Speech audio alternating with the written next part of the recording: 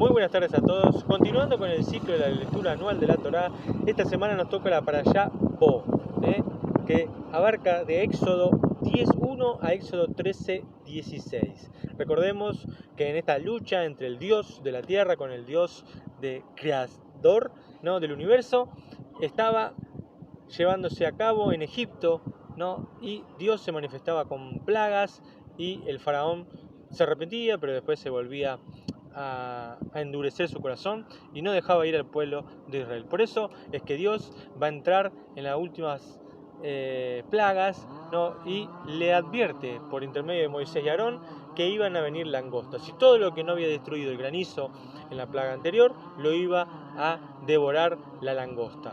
Es por esto que los siervos del faraón le ruegan que por favor dejara ir al pueblo. Entonces el faraón planea una reunión con Moisés y Aarón y les pregunta con quiénes iban a ir al desierto a adorar a su Dios.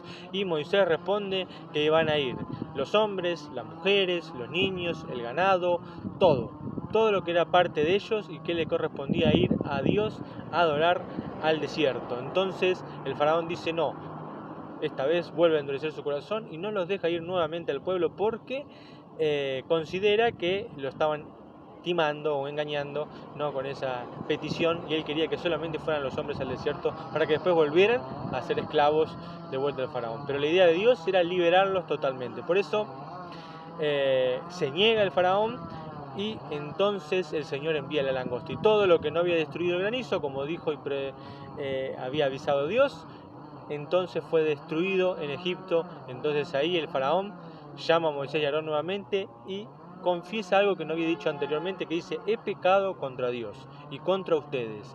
Por eso les pide por favor que rueguen a Dios por él, para que éste perdonara su pecado y sacara las langostas. Pero una vez que fue perdonado, otra vez endureció su corazón. Por eso ahora Dios le da la orden a Moisés de extender su mano al cielo, y así llega la oscuridad, que para el pueblo egipcio tener 3 días de oscuridad era tremendo, porque ellos tenían un miedo bastante importante a la noche, Ellos creían en que el Dios, ahora no recuerdo bien los nombres de los dioses, pero que ese Dios que salía todos los días ganaba al otro Dios de la oscuridad y salía el sol. Entonces esto simbolizaba también que aparentemente ese Dios había muerto, y para ellos era el Dios del sol, era muy importante, y entonces que no saliera el sol era algo trágico para sus vidas y le tenían mucho miedo también a la noche. Por eso que Dios envía 3 días, oscuridad profunda sobre toda la tierra de Egipto, menos sobre la tierra de Gosén, donde estaban los hijos de Israel. Sobre la tierra de Gosén también había oscuridad, pero en las casas dentro de los pueblos hebreos ninguno le faltó la luz, Entonces nuevamente el faraón pide a Moisés y Aarón que le saque esa plaga. Fue liberada esa plaga, pero esta vez el faraón se enoja con Moisés y le hace una advertencia, que por favor no viera más su cara, porque si viera su cara otra vez, entonces de cierto morirás. Moisés, en este caso, no siendo nada pacífico, le responde: muy bien lo que has dicho, no verás más mi rostro, y se retira de donde había sido llamado por el faraón y se aparta. Entonces ahora es Dios quien habla con Moisés y le da la orden para que el pueblo de Israel empiece a celebrar la Pascua.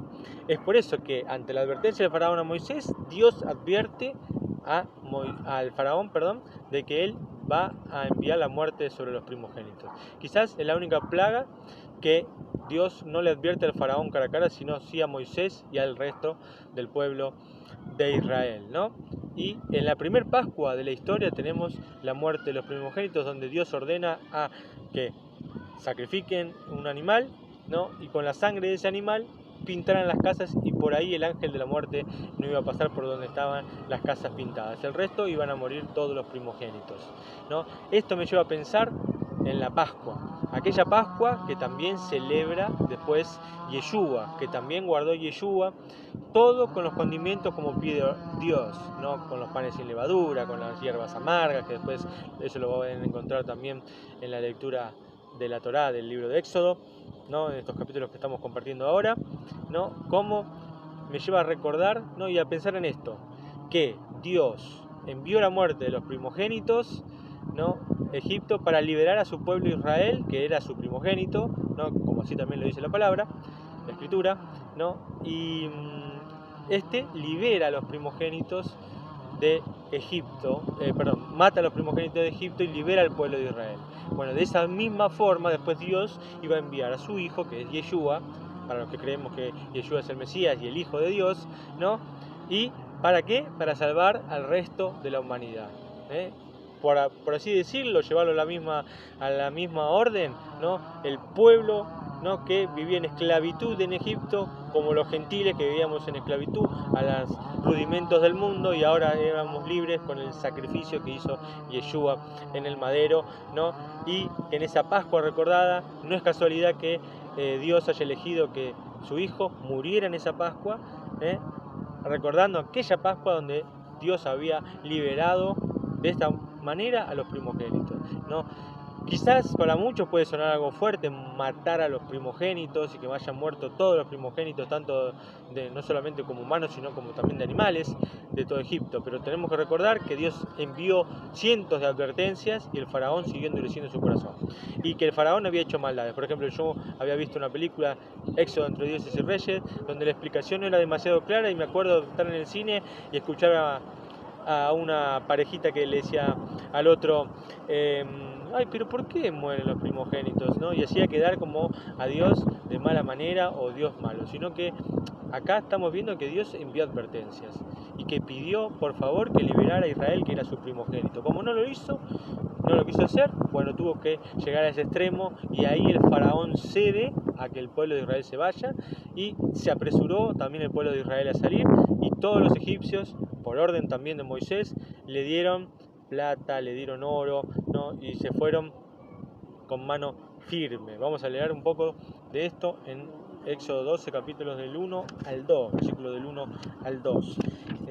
Interesantísimo para que lo podamos compartir. Dice, habló el Señor a Moisés y a Aarón en tierra de Egipto diciendo, este mes sea para ustedes comienzo de mes, sea él para ustedes el primero de los meses del año. Acá vemos un consejo de parte de Dios, que quizás ni los judíos ni los cristianos lo tomamos, que es el primer mes del año debe ser Nisan, que cae entre marzo y abril, ¿no?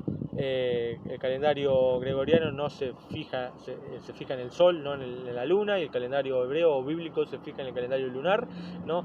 Más allá de todo, los sabios judíos cambiaron el principio de año al séptimo, y el séptimo pasó a ser el primero, y Nisan, que es el séptimo, es como otro comienzo de otro año, pero no es el año nuevo judío. Entonces, esto es algo que no aprovechamos ni los judíos ni los cristianos, porque los cristianos menos todavía se van a andar fijando si en Nisan arranca el año bíblico.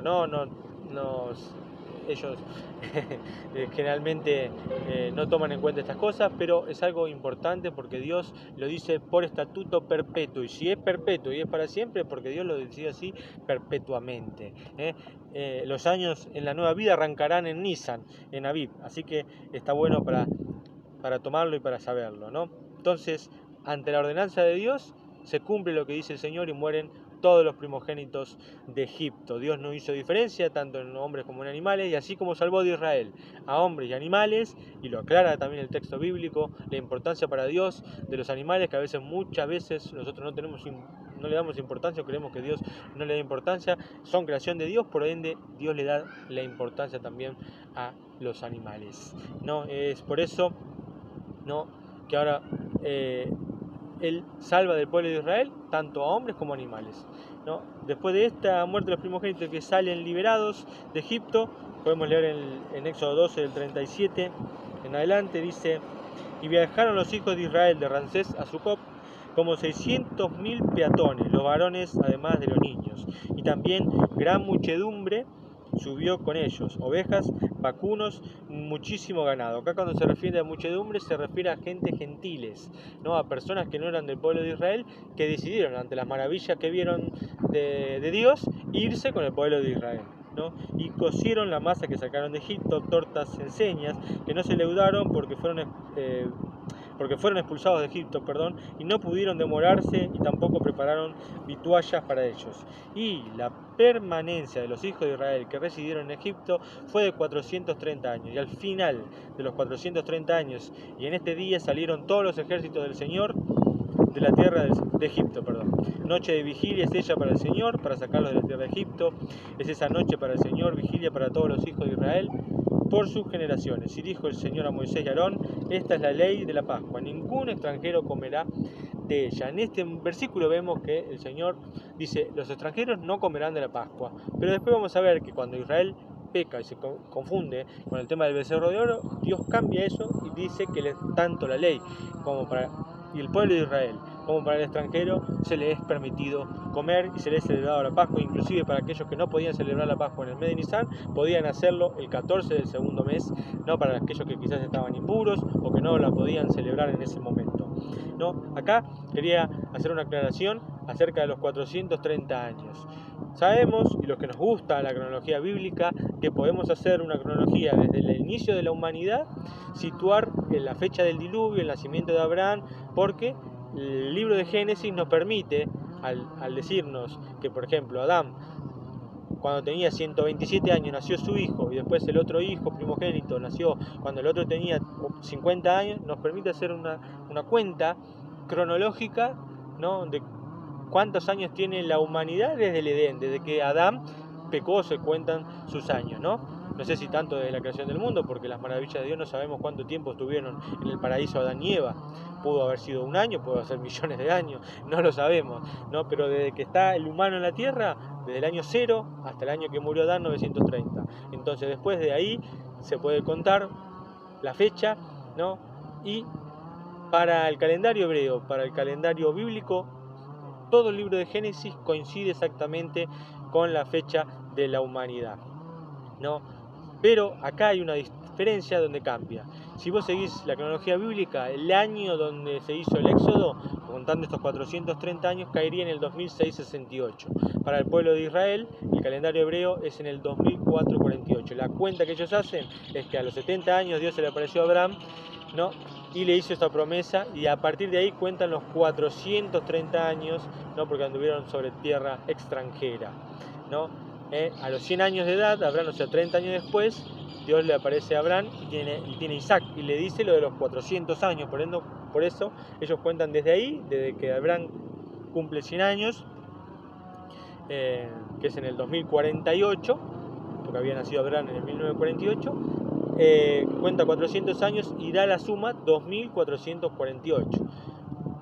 Ahora, ¿no?, son más o menos 200 años de diferencia. Algo que avalaría esta suma, que podría ser cierta, la del calendario judío, es que hay solo 4 generaciones que nombra la Biblia. Leví, el padre de Amram, después viene Amram y Moisés, y así también pasa con los hijos de Benjamín, 4 generaciones, y así con José, y así, 4 generaciones hasta que llegamos a los tiempos de Moisés. Por ende, cada generación se estima que puede llevar 40 años, son en total 200 años, o 160, 200 años en la tierra de Egipto como esclavos. Entonces, podría ser cierto también que esta podría ser la fecha, pero acá el texto dice que fueron 430 años lo que pasó el pueblo de Israel en la tierra de Egipto. Quizás las cronologías se acortaron, quizás la cronología faltaron nombres, o quizás fue así, y como dice el calendario judío y el hebreo, y la fecha es el 2448. Lo cierto es que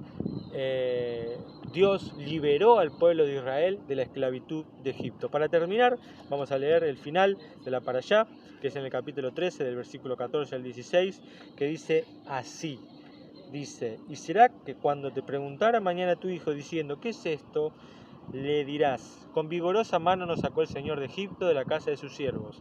Y fue cuando se endureció el faraón para enviarnos, que mató el Señor todo primogénito en la tierra de Egipto, desde el primogénito de hombre y hasta el primerizo del animal. Por tanto, yo sacrifico para el Señor todo lo que abre la matriz, los machos y todo primogénito de mis hijos redimo. Y será por señal sobre tu mano y por frontales entre tus ojos, que con vigor de mano nos sacó el Señor de Egipto.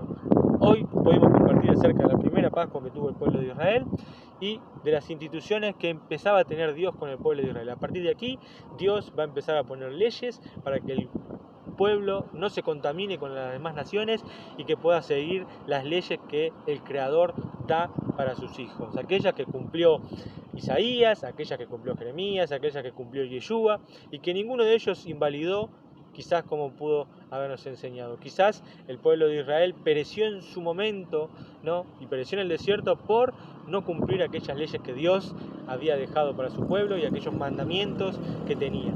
Entonces es importante poder seguir sus mandamientos, poder seguir sus ordenanzas. Hasta el día de hoy es muy importante y muy vital para un hijo de Dios poder seguir sus mandamientos, y sus mandamientos no son pesados, no es una carga pesada, no son gravosos, ¿no? Sabemos y contábamos como la Pascua que Yeshua dio la vida por nuestros pecados, ¿no? Pero eso no invalida los mandamientos que dio el Padre. Eso no nos permite faltarle el respeto a lo que es la palabra de Dios, los mandamientos de Adonai, los mandamientos de Dios, que son los que van a bendecir nuestra vida. Porque nosotros podemos creer en Yeshua y algún día encontrarnos y decirnos, bueno, apártense de mí porque nunca los conocí, como también enseñó Yeshua, ¿no? ¿De qué manera conocemos a Yeshua? Bueno, siguiendo los mandamientos de Dios, siguiendo los mandamientos del Padre, ¿no? Que ya no tenemos el castigo de antes porque alguien cometa un error. No nos van a apedrear, no nos van a castigar de tal manera, no nos van a poner aparte en penitencia o lo que fuera, porque podemos ir, gracias al sacrificio que dio Yeshua, arrepentirnos y pedir perdón a Dios por nuestros pecados. Pero yo creo y estoy firmemente convencido de que los mandamientos de Dios al día de hoy siguen siendo importantes para nuestra vida como creyentes.